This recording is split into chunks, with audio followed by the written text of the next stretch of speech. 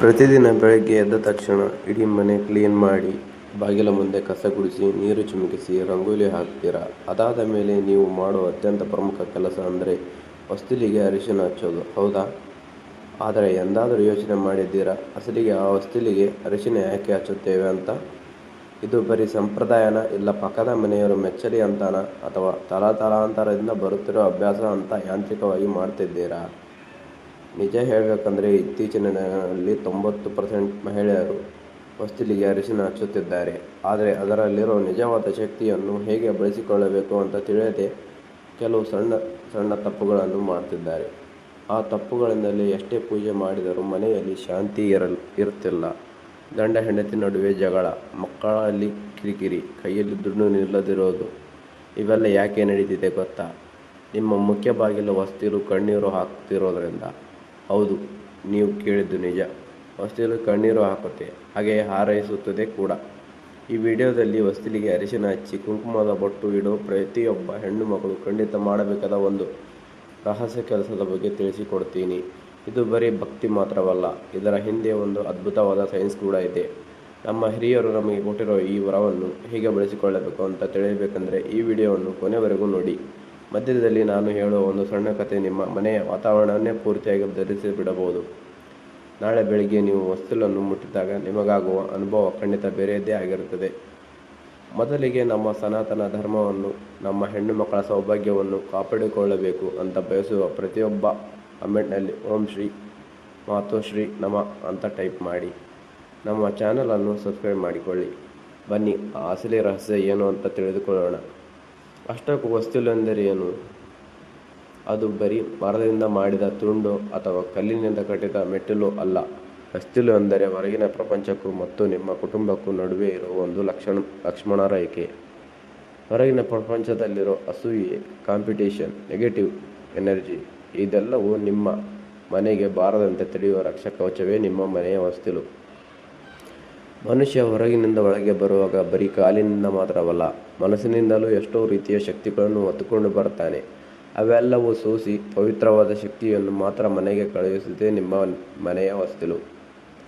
ಯಾರೋ ನಿಮ್ಮ ಮನೆಯನ್ನು ನೋಡಿ ಅಸೂಯೆ ಪಟ್ಟಿರಬಹುದು, ಇನ್ನಾರೋ ನಿಮ್ಮ ಮನೆಯಲ್ಲಿ ಕೋಪದಿಂದ ಬರಬಹುದು. ಆ ಕೆಟ್ಟ ದೃಷ್ಟಿಯನ್ನು, ಆ ನರಘೋಷವನ್ನು ಅಲ್ಲೇ ಭಸ್ಮ ಮಾಡುವ ಶಕ್ತಿ ಅರಿಶಿನಕ್ಕೆ ಮಾತ್ರ ಇದೆ. ಅದಕ್ಕೆ ನಮ್ಮ ಹಿರಿಯರು ಹೇಳಿದರು, ಹೊಸ್ತಿಲು ದಾಟದ ಹೆಣ್ಣು, ಹೊಸ್ತಿಲು ದಾಟದ ಮಾತು ಅಂತ.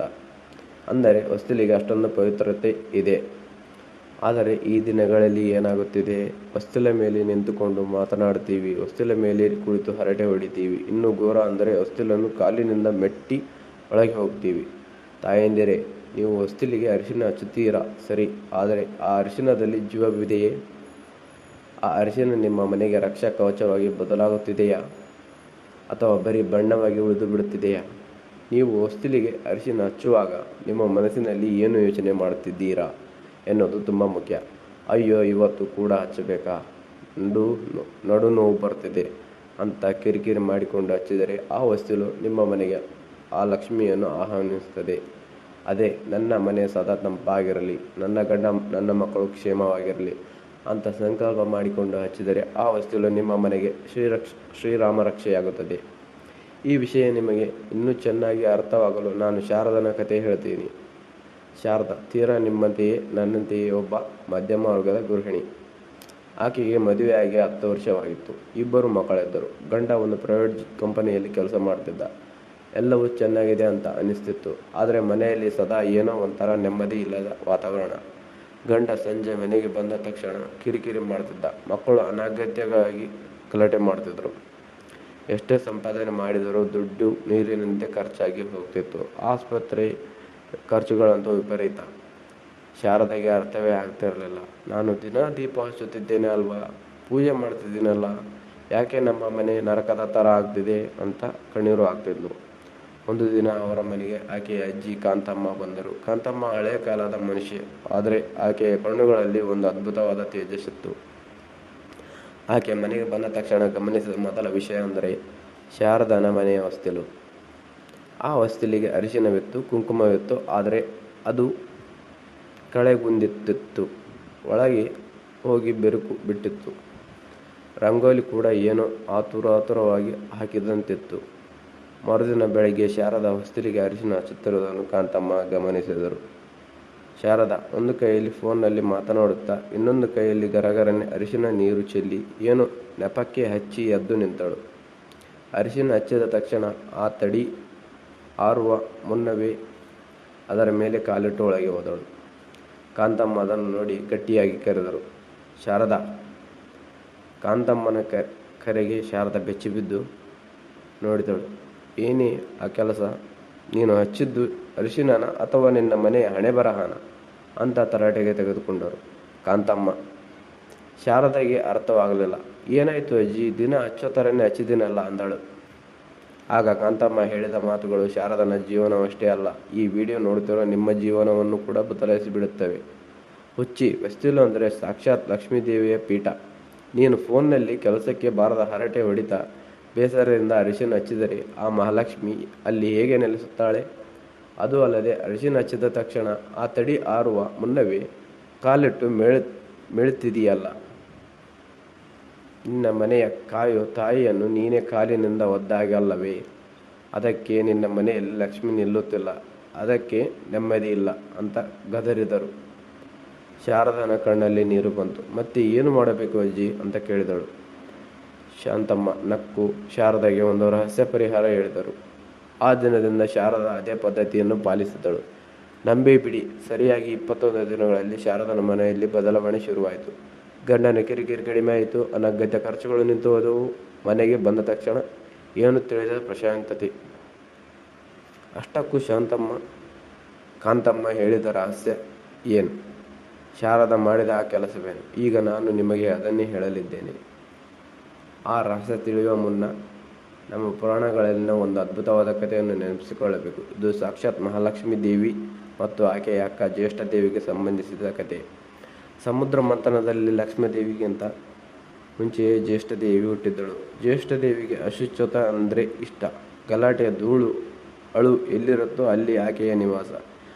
ಆಕೆ ಪ್ರವೇಶಿಸಿದರೆ ಆ ಮನೆಯಲ್ಲಿ ಐಶ್ವರ್ಯ ಹೋಗಿ ದರಿದ್ರ ತಾಂಡವಾಡುತ್ತದೆ. ಆಮೇಲೆ ಲಕ್ಷ್ಮೀ ದೇವಿ ಜನಿಸಿದಳು. ಆಕೆಗೆ ಸ್ವಚ್ಛತೆ, ಅರಿಶಿನ, ಕುಂಕುಮ, ಸುಗಂಧ ದ್ರವ್ಯಗಳು ಎಂದರೆ ಪ್ರೀತಿ.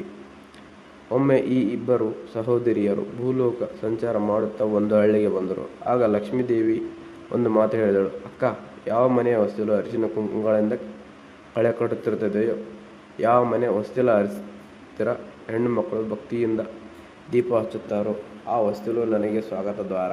ನಾನು ಅಲ್ಲೇ ಇರುತ್ತೇನೆ. ಆದರೆ ಯಾವ ಮನೆ ಹೊಸ್ತಿಲು ಕಳೆಗುಂದಿ ಧೂಳು ಹಿಡಿದಿರುತ್ತದೆಯೋ ಅದು ನನಗೆ ಅಗ್ನಿಗೆ ಸಮಾನ. ನಾನು ಅಲ್ಲಿಗೆ ಬರಲ್ಲ, ಅಲ್ಲಿ ನೀನು ವಾಸಿಸು ಅಂತ ಹೇಳಿದ್ದಳಂತೆ. ನಾವು ಹೊಸ್ತಿಲಿಗೆ ಅರಿಶಿನ ಹಚ್ಚುವುದು ಅಂದರೆ ಪರೋಕ್ಷವಾಗಿ ಜ್ಯೇಷ್ಠ ದೇವಿಗೆ ಅಮ್ಮ ನೀನು ಒಳಗೆ ಬರಬೇಡ, ಇದು ಲಕ್ಷ್ಮೀ ದೇವಿಗೆ ಇರೋ ಜಾಗ ಅಂತ ಬೋರ್ಡ್ ತಗಲಿಸಿದ ಹಾಗೆ. ಆದರೆ ಈ ದಿನಗಳಲ್ಲಿ ಹೆಣ್ಣು ಮಕ್ಕಳು ಮಾಡುವ ದೊಡ್ಡ ತಪ್ಪೇನೆಂದರೆ ಹೊಸ್ತಿಲಿಗೆ ಅರಿಶಿನ ಹಚ್ಚುತ್ತಾರೆ, ಆದರೆ ಬೊಟ್ಟು ಇಡುವ ಕುಂಕುಮದ ಬದಲು ಸ್ಟಿಕ್ಕರ್ ಬೊಟ್ಟುಗಳನ್ನು ಬೆಳೆಸುತ್ತಿದ್ದಾರೆ ಅಥವಾ ಕೆಮಿಕಲ್ ಇರೋ ಪೇಂಟ್ ಹಾಕ್ತಿದ್ದಾರೆ. ತಾಯಂದಿರೆ, ಲಕ್ಷ್ಮೀದೇವಿ ಆಕರ್ಷಿತಳಾಗುವುದು ಪ್ಲಾಸ್ಟಿಕ್ ಸ್ಟಿಕ್ಕರ್ಗಳಿಗಲ್ಲ, ಶುದ್ಧವಾದ ಅರಿಶಿನಕ್ಕೆ, ನೈಸರ್ಗಿಕವಾದ ಕುಂಕುಮಕ್ಕೆ. ಹೊಸ್ತಿಲು ಎನ್ನುವುದು ಮನೆಯ ಬೆನ್ನೆಲುಬಿನಂತೆ. ನಮ್ಮ ದೇಹಕ್ಕೆ ಬೆನ್ನೆಲುಬು ಎಷ್ಟು ಮುಖ್ಯವೋ ಮನೆಗೆ ಹೊಸ್ತಿಲು ಅಷ್ಟೇ ಮುಖ್ಯ. ವಾಸ್ತು ಪ್ರಕಾರ ಕೂಡ ಪ್ರಧಾನ ದ್ವಾರದಿಂದಲೇ ಪ್ರಾಣಶಕ್ತಿ ಒಳಗೆ ಬರುತ್ತದೆ. ಅರಿಶಿನ ಒಂದು ಅದ್ಭುತವಾದ ಆಂಟಿಬಯೋಟಿಕ್. ನೀವು ಹೊಸ್ತಿಲು ತುಂಬ ಅರಿಶಿನ ಹಚ್ಚಿದಾಗ ಕಣ್ಣಿಗೆ ಕಾಣದ ಕ್ರಿಮಿಕೀಟಗಳು ಮಾತ್ರವಲ್ಲ, ಕಣ್ಣಿಗೆ ಕಾಣದ ನೆಗೆಟಿವ್ ಎನರ್ಜಿ ಕೂಡ ಅಲ್ಲೇ ನಿಂತು ಹೋಗುತ್ತದೆ. ಈಗ ಅಸಲಿ ವಿಷಯಕ್ಕೆ ಬರೋಣ. ಹೊಸ್ತಿಲಿಗೆ ಅರಿಶಿನ ಹಚ್ಚಿ ಕುಂಕುಮ ಬೊಟ್ಟು ಇಡೋ ಪ್ರತಿಯೊಬ್ಬ ಹೆಣ್ಣು ಮಗಳು ತಪ್ಪದೆ ಮಾಡಬೇಕಾದ ಆ ರಹಸ್ಯ ಕೆಲಸ ಏನು? ನಾನು ಹೇಳೋ ಈ ಪದ್ಧತಿಯನ್ನು ನಾಳೆಯಿಂದಲೇ ಪಾಲಿಸಿ ನೋಡಿ, ಫಲಿತಾಂಶವನ್ನು ನೀವೇ ನೋಡ್ತೀರಾ. ಹೊಸ್ತಿಲಿಗೆ ಅರಿಶಿನ ಹಚ್ಚುವಾಗ ಬರೀ ನೀರಿನಿಂದ ಹಚ್ಚದೆ ಆ ನೀರಿಗೆ ಸ್ವಲ್ಪ ಹಸಿ ಹಾಲು ಮತ್ತು ಪನ್ನೀರ್, ಗುಲಾಬಿ ನೀರು ಬೆರೆಸಿ ಆ ಮಿಶ್ರಣದಿಂದ ಹಚ್ಚಿ. ಯಾಕಂದರೆ ಹಾಲು ಲಕ್ಷ್ಮಿ ಕಟಾಕ್ಷವನ್ನು ತಂದರೆ ಪನ್ನೀರು ನೀಡುವ ಸುಗಂಧಕ್ಕೆ ಕೆಟ್ಟಶಕ್ತಿಗಳು ಹತ್ತಿರವೂ ಸುಳಿಯುವುದಿಲ್ಲ. ಅರಿಶಿನವನ್ನು ಯಾವಾಗಲೂ ಎಡಭಾಗದಿಂದ ಬಲಭಾಗಕ್ಕೆ ಮಾತ್ರ ಹಚ್ಚಬೇಕು. ಇದು ಪಾಸಿಟಿವ್ ಎನರ್ಜಿಯ ಹರಿವನ್ನು ಸೂಚಿಸುತ್ತದೆ. ಹೀಗೆ ಹೆಚ್ಚುವಷ್ಟು ಸಮಯ ಮನಸ್ಸಿನಲ್ಲಿ ಅನಗತ್ಯ ಆಲೋಚನೆಗಳನ್ನು ತರದೆ ಓಂ ಶ್ರೀ ಮಹಾಲಕ್ಷ್ಮಿಯೇ ನಮಃ ಅಥವಾ ನಿಮ್ಮ ಕುಲದೇವರ ನಾಮಸ್ಮರಣೆ ಮಾಡುತ್ತಾ ಸಾಕ್ಷಾತ್ ದೇವರನ್ನೇ ಮುಟ್ಟುತ್ತಿದ್ದೇನೆ ಎಂದು ಭಾವನೆಯಿಂದ ಇರಬೇಕು. ಅರಿಶಿನ ಹಚ್ಚಿದ ಮೇಲೆ ಅಕ್ಕಿ ಹಿಟ್ಟಿನಿಂದ ಸಣ್ಣ ರಂಗೋಲಿ ಹಾಕಿ ನಿಮ್ಮ ಉಂಗುರದ ಬೆರಳಿನಿಂದ ಕುಂಕುಮದ ಬೊಟ್ಟು ಇಡುತ್ತಾ ನಿಮ್ಮ ಕುಟುಂಬದ ಒಳಿತಿಗಾಗಿ ಮನಸ್ಸಿನಲ್ಲೇ ಗಟ್ಟಿಯಾಗಿ ಸಂಕಲ್ಪ ಮಾಡಿಕೊಳ್ಳಿ. ಎಲ್ಲಕ್ಕಿಂತ ಮುಖ್ಯವಾದ ನಿಯಮ ಎಂದರೆ ಅರಿಶಿನ ಹಚ್ಚಿದ ತಕ್ಷಣ ಅದರ ಮೇಲೆ ಕಾಲಿಡಬಾರದು, ಹೊಸ್ತಿಲನ್ನು ತುಳಿಯಬಾರದು. ಅಂದರೆ ಸಾಕ್ಷಾತ್ ಲಕ್ಷ್ಮೀ ದೇವಿಯನ್ನು ತುಳಿದಂತೆ. ಹಾಗಾಗಿ ಯಾವಾಗಲೂ ಹೊಸ್ತಿಲನ್ನು ದಾಟಬೇಕೇ ಹೊರತು ತುಳಿಯಬಾರದು ಎಂಬುದನ್ನು ನೆನಪಿನಲ್ಲಿಡಿ. ಪ್ರತಿ ಶುಕ್ರವಾರ ಹೊಸ್ತಿಲ ಎರಡೂ ಬದಿಯಲ್ಲಿ 2 ಹೂವುಗಳನ್ನಿಡಿ. ಸಾಧ್ಯವಾದರೆ ಸಂಜೆಯ ವೇಳೆ ಹೊಸ್ತಿಲ ಹತ್ತಿರ ಒಳಗಿನ ಬದಿಯಲ್ಲಿ 2 ಮಣ್ಣಿನ ಹಣತೆಯಲ್ಲಿ ದೀಪ ಹಚ್ಚಿ. ಇದನ್ನೇ ಹೊಸ್ತಿಲು ಲಕ್ಷ್ಮೀ ಪೂಜೆ ಎನ್ನುತ್ತಾರೆ. ಇದನ್ನು ಮಾಡುವ ಯಾವುದೇ ಮನೆಯಲ್ಲೂ ಹಣಕಾಸಿನ ಸಮಸ್ಯೆ ಹೆಚ್ಚು ಕಾಲ ಇರುವುದಿಲ್ಲ. ಇವುಗಳ ಜೊತೆಗೆ ನಾವು ತಿಳಿಯದೆ ಮಾಡುವ ಇನ್ನೂ ಕೆಲವು ಸಣ್ಣ ತಪ್ಪುಗಳಿವೆ. ಅವುಗಳನ್ನು ತಕ್ಷಣವೇ ನಿಲ್ಲಿಸಿ. ಹಳೆಯ ಅರಿಶಿನ ಬಳಸುವುದು ಅಥವಾ ಕೆಮಿಕಲ್ ಬೆರೆತ ಅರಿಶಿನ ಬಳಸುವುದರಿಂದ ಯಾವುದೇ ಫಲವಿರುವುದಿಲ್ಲ. ಹೊಸ್ತಿಲಿಗೆ ಅರಿಶಿನ ಹಚ್ಚುವಾಗ ಪೂಜೆ ಕೋಣೆಯಲ್ಲಿ ಉಳಿದು ಹೋದ ಹಳೆಯ ಅರಿಶಿನ ಅಥವಾ ಎಕ್ಸ್ಪೈರಿ ಆಗಿರೋ ಅರಿಶಿನವನ್ನು ಹಚ್ಚಬೇಡಿ. ಹೊಸ್ತಿಲಿಗೆ ಬಳಸುವ ಅರಿಶಿನ ಯಾವಾಗಲೂ ಶುದ್ಧವಾಗಿ ಹೊಸದಾಗಿರಬೇಕು.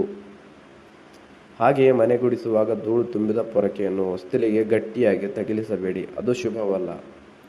ಎಲ್ಲಕ್ಕಿಂತ ಮುಖ್ಯವಾಗಿ ಕಣ್ಣಲ್ಲಿ ನೀರು ಹಾಕಿಕೊಂಡು ಬೇಸರದಿಂದ ಎಂದಿಗೂ ಹೊಸ್ತಿಲಿಗೆ ಅರಿಶಿನ ಹಚ್ಚಬೇಡಿ.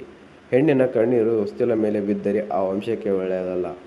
ಹಾಗಾಗಿ ಎಷ್ಟೇ ಕಷ್ಟಗಳಿದ್ದರೂ ಆ 1 ನಿಮಿಷ ಮನಸ್ಸನ್ನು